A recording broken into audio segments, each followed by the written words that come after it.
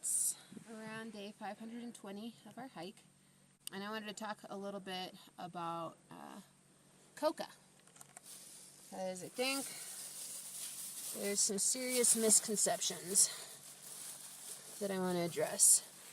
First one being that as Americans we largely perceive it as a drug, because we think of cocaine. And the first time we started encountering it in northern Argentina, I definitely ordered it in a whisper and felt naughty and waited until we were far out of range.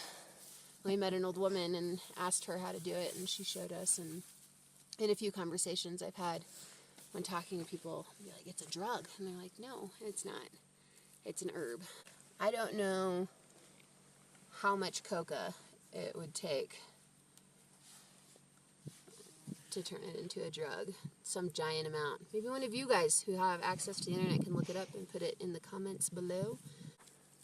So recognizing that culturally I don't have as deep of an understanding, this is just an elementary perspective, that coca means a lot more to the people from this region. A number of religious practices, rituals, healing are all attributed to this.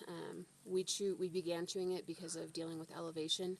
Right now we're on like a 4,000 meter pass. We're above 12,000 feet, and we climbed here from about 2,000 meters, 6,000 feet. So when you're facing this sort of dramatic elevation changes, it is a great help. So I wanted to show you a little bit about it. This is coca. In Argentina, they were chewing it, they called it with bica, bicarbonate. Others do it with ash, just basically something to break it down. In this region, folks will chew it with stevia plant.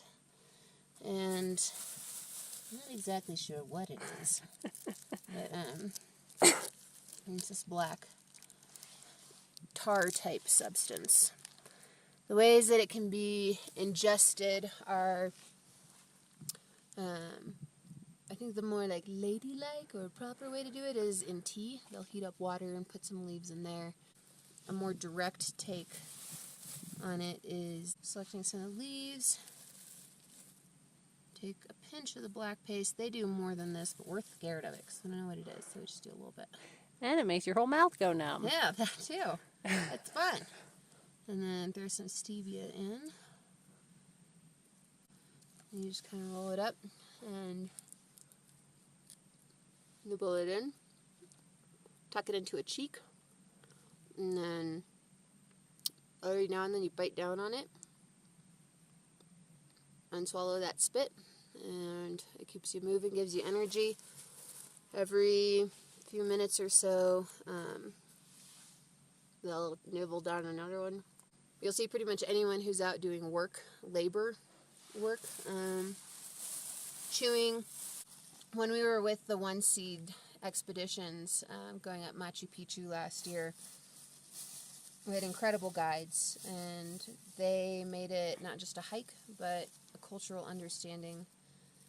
And one of the traditions that they shared with us was making an offering to the apus.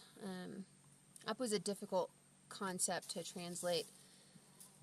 Apus are mountains, but not all mountains are apus, as I understand it. They are guardians, they're overseers, and so making an offering is a pretty normal thing. One of the ways that they'll do it is, I already collected my rocks from down below. As you can see, all of the cairns behind me. I build up cairns, and I'll make a cairn out of these rocks with the leaf. It's kind of like what Dan Carlin in Hardcore History calls taking out celestial insurance. If the apus are the guardians down here, paying them a little respect. Thank you.